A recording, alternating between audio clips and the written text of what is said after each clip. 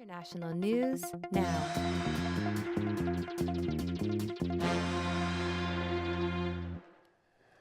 All right, we're going to start with Rex Tillerson. Last Tuesday, Secretary of State Rex Tillerson was fired through a tweet from the president. He supposedly first learned his job was in jeopardy through a phone call from the chief of staff, John Kelly, that was taken while he was ill in Africa. He canceled the remainder of the trip and rushed back to D.C.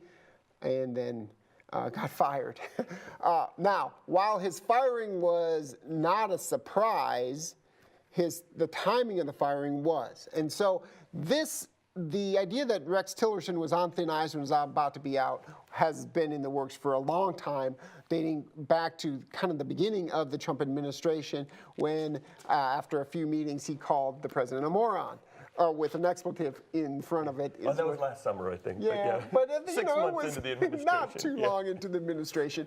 And so they had been, and not just in personal disagreement, but also policy-based disagreement in which the president thought that Rex Tillerson was, especially in relation to North Korea, much less confrontational than he wanted him to be. Remember we talked about in an earlier unit how Rex Tillerson was trying to open a negotiating window with the North Koreans, and Trump criticized him in a tweet. And we use this as an example of the lack of coordination of American foreign policy within the broader executive branch. Well, now it turns out President Trump was perfectly willing to sit down and talk with the North Koreans, but he decided to fire his diplomat that was initially working on this last year. Right, and so that's what's so surprising about the timing is that he fired Rex Tillerson right when he agreed to direct talks with North Korea.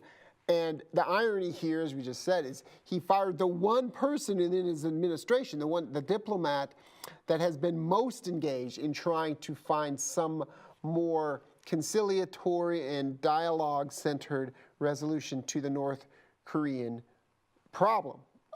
The rest of the administration, President Trump and people like Mike Pompeo, who was the director of the CIA, they were calling for confrontation and brinkmanship.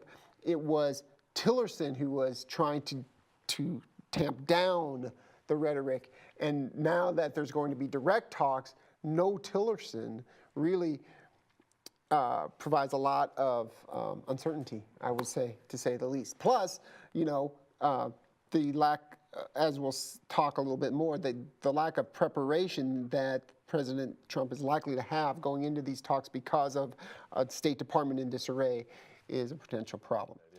But we still want to make a couple of important points about Tillerson's tenure. The first thing to talk about is the dramatic changes that he ushered in at the State Department. He has effectively hollowed out the upper leadership of the State Department, and there are a number of unfilled appointments that remain.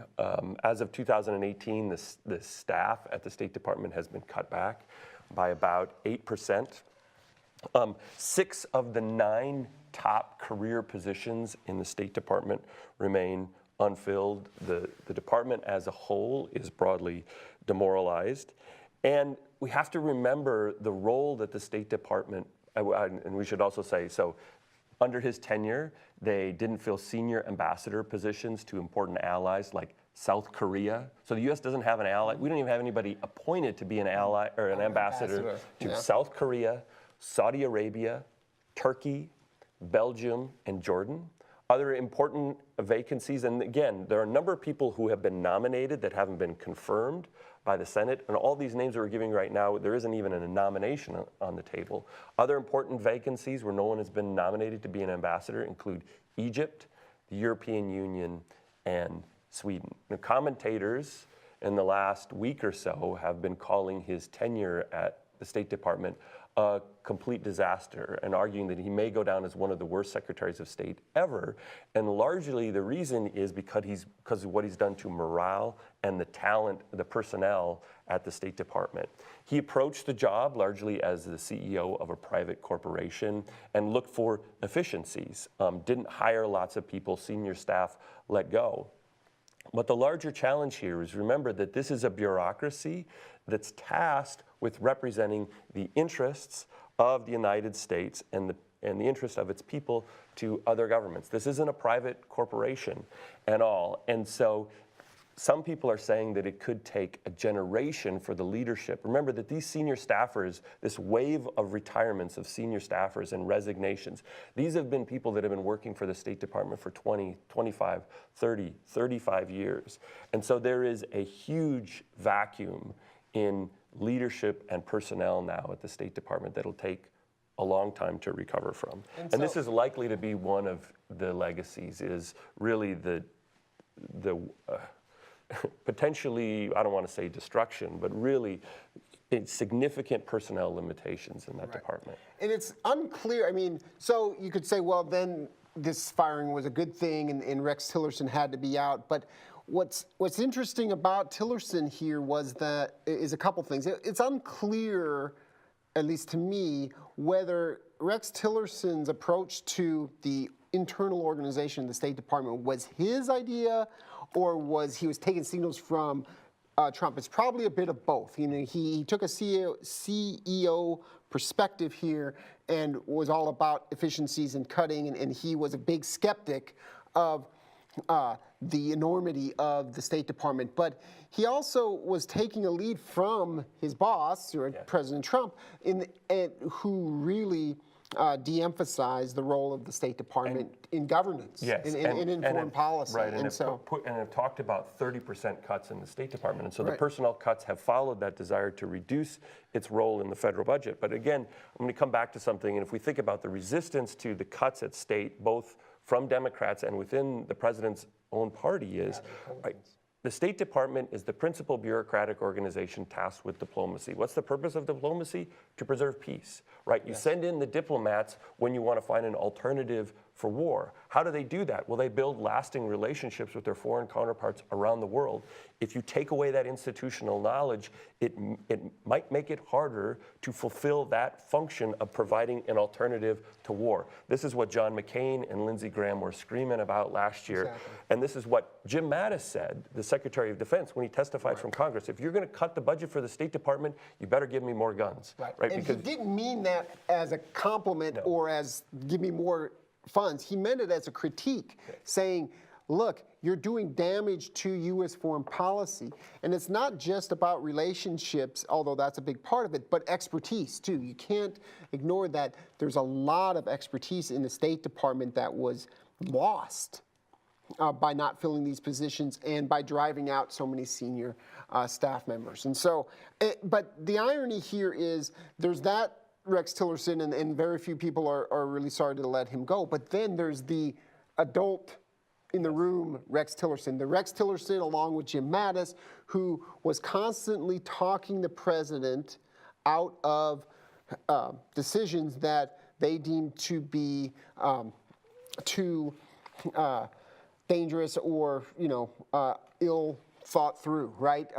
They talked him out of complete withdrawal from the Iranian nuclear deal. They, talked him out of for a recommitment to important allies like South Korea and Europe and Japan very early on in his tenure. He was very much viewed as an establishment foreign policy choice that would be a stabilizing force in the administration with respect to policy. I don't think anybody anticipated the long-term bureaucratic consequences of his appointment. But in terms of stabilizing policy, in terms of the ability to stabilize the administration's policy, Republicans viewed this as a positive development. His appointment and his role. And part of this is because he's had such a close relationship with Mattis. And so there were, costs and benefits to having Rex Tillerson at the helm in the State Department. And one of the biggest costs was this hollowing out of the state. But there were some benefits too. And when you remove Rex Tillerson, especially in the middle of upcoming talks with North Korea, you remove that influence over the president. And it can't be ignored who's replacing him, and is a real hardliner that is very much in line with President Trump on his whole foreign policy agenda. And so you're going to lose that influence, that moderating force, and replace it with someone who apparently isn't. Is much more in line with the agenda that's emerging on trade and other foreign policy. So now let's talk about a second big point here, and that is that this firing of Rex Tillerson also raises important questions about future personnel changes in the Trump administration and the role that the Senate can play in them. And there was a recent article in the New York Times about how President Trump is feeling more comfortable in his job. He thinks he's got it down now, and that he's not going to feel as hamstrung by advice of his experts, and so he wants to pick who he wants surrounding him, and that getting rid of Tillerson and replacing him with Pompeo is just the start of this. But there are some constraints here. And so Trump indicated last week that he wasn't done in the sense of firing people, basically. And so he starts with Pompeo. Pompeo is going to take over in the State Department as the Secretary of State.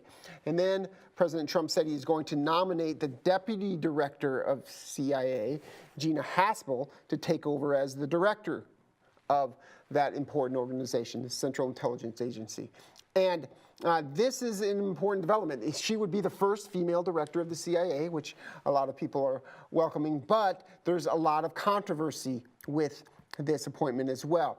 Haspel had some oversight in enhanced interrogation programs at the CIA, like waterboarding, that have now been called torture. And torture has been an element of the war against terrorism ever since 2001, and there's been a long-standing debate about, within the Republican Party, especially, about whether it should be used to fight terrorism or not. Democrats could use these confirmation hearings to call attention to Donald Trump's support for torture during the campaign, and also he's restated that support as president, and try to block her appointment. And now this speaks to a larger challenge for President Trump. After the defeat by Doug Jones, the victory of Doug Jones over Roy Moore in Alabama for that Senate seat there, the Republicans now only have 51 Senate seats. Now, John McCain will not vote because he is convalescing in Arizona because of brain cancer. And Rand Paul, another Republican from Kentucky, has already announced his opposition to both Pompeo and Haspel. So that gets us down to an even split in the Senate. So in short, to get these nominees through, Pompeo and Haspel, there may need to be the remaining Republicans to hold the line and all vote as a block, and then you might have to rely on Vice President Pence to cast a tie-breaking vote. So the vote will be close if the Democrats remain united in opposition. Now, this isn't assured. It will be hard for some Senate Democrats that are up for re-election in states that Donald Trump won, like West Virginia and North Dakota. Those senators from those states might have a hard time voting against the nominees of Donald Trump. The dwindling Republican majority in the Senate could also impact future cabinet replacements. And so there's speculation that Donald Trump wants to fire Attorney General Jeff Sessions because Sessions recused himself from the Russia investigation and has aggravated Donald Trump, because that recusal eventually cleared the way for Rosenstein at the Justice Department to appoint Robert Mueller as this special counsel, and that Russia investigation has been plaguing his presidency ever since. And so he has his eye and a target on Jeff Sessions, and has for a while. But he can't probably fire Sessions because Republicans like Jeff Sessions and probably would not vote to confirm his successor as the head of the Justice Department. And so the broader context here is that Donald Trump might be forced to keep cabinet officials on the job that he wants to fire, like Sessions, because of the legislative politics, the legislative challenges associated with the confirmation process in a closely divided Senate. And these challenges will get even more intense if the Democrats win the Senate in 2018. If that happens, and the electoral map looked as though it wouldn't, but recent by-elections here have suggested that there could be a Democratic wave that would bring the Democrats back into power in the Senate. If that happens, then Donald Trump would most likely have to stick with all of his cabinet appointments because he wouldn't get to replace anybody with someone who could pass the confirmation process within the Senate if it's controlled by Democrats.